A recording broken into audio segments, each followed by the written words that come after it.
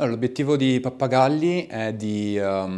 un podcast che ho cominciato durante il lockdown, quindi era un momento un po' particolare per tutti noi. Io il lockdown l'ho passato, la primissima ondata del Covid l'ho passata in Bosnia nel 2020, nel marzo-aprile 2020.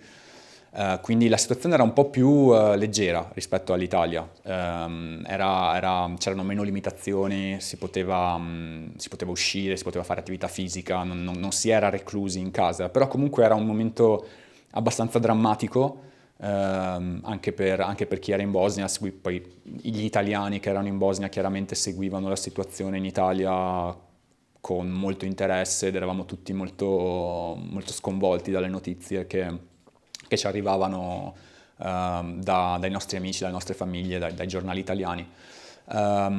Io ho cominciato Pappagalli perché mi sembrava un buon modo di raccontare delle storie che permettessero un po' di evadere da quella sorta di arresti domiciliari che c'erano stati imposti dalla situazione della pandemia, e mi piaceva farlo attraverso storie che restituissero, quando sono riuscito a farlo nel modo migliore, che riuscissero a trasferire un certo senso di fiducia e di meraviglia nei confronti del mondo e dell'umanità. Mi piaceva raccontare storie che in qualche modo portassero gli ascoltatori da qualche parte dove dimenticare per 20 minuti quello che stava succedendo nel nostro paese o ovunque nel mondo, poi purtroppo con il tempo, come poi è successo.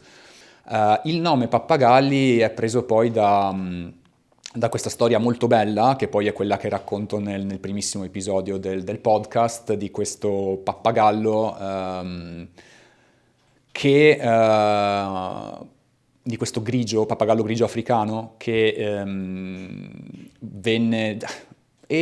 Ok, è un po' più complicato di così, però della relazione di amicizia che si creò tra una ricercatrice americana e questo pappagallo molto intelligente che si chiamava Alex, e che appunto racconta, nel caso specifico, di quanto i pappagalli, di quanto gli uccelli siano molto più intelligenti e esseri molto più umani in un certo senso, sì, di quanto il senso comune o i proverbi o le frasi fatte facciano presagire. E diciamo questo poi ha dato un po' la cifra a tutto il podcast, perché appunto l'idea era quella poi, quando possibile, quando ci riesco, di raccontare storie che svelassero degli eventi storici, delle personalità, delle curiosità scientifiche o naturali che normalmente non ci aspetteremmo, che normalmente non conosciamo. Ma allora, a me è sempre piaciuto tantissimo raccontare storie. Quindi le storie sono la dimensione del racconto, la dimensione della leggenda, è sicuramente qualcosa che mi ha sempre affascinato tantissimo. Io ho una relazione complessa con questo territorio, perché appunto ho vissuto per 20 anni qui e poi per altri 10 ho deciso di trasferirmi a Sarajevo, di vivere in Bosnia e Herzegovina. E chiaramente questi sono i luoghi in cui sono cresciuto, in cui ho vissuto tutta la mia infanzia. Io ho sempre trovato che ci sia un paesaggio, per citare Zanzotto, che è un poeta che a me piace molto, però che ci sia un paesaggio, che ci siano dei luoghi qui proprio nell'Alta Marca Trevigiana, che siano in un certo senso molto, molto misteriosi, molto reconditi, dove ogni cosa può essere letta come un piccolo mistero, come un piccolo segno. E sicuramente questa cosa ha molto influenzato un mio modo di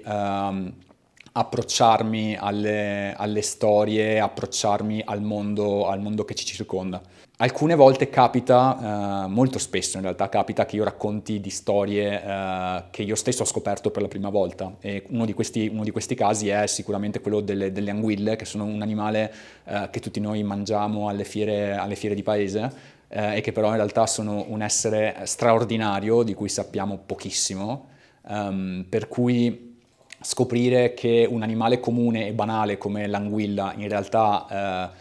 è uno degli esseri al tempo stesso più misteriosi e più affascinanti del nostro pianeta, ha avuto un effetto un po' sconvolgente, un po' anche magari elettrizzante, no? Cioè, perché comunque credo che la cosa bella, una cosa che a me piace molto almeno, sia di scoprire io stesso cose che non sapevo e poi riuscire a comunicare questo entusiasmo a chi magari ascolta l'episodio.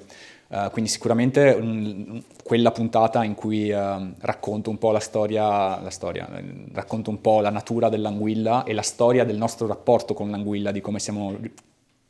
abbiamo provato a capirla, è sicuramente molto, ci sono sicuramente molto affezionato.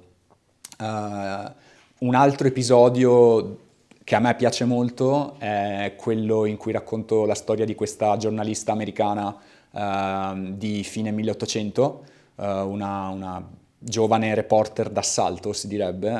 che si chiamava Nellie Bly,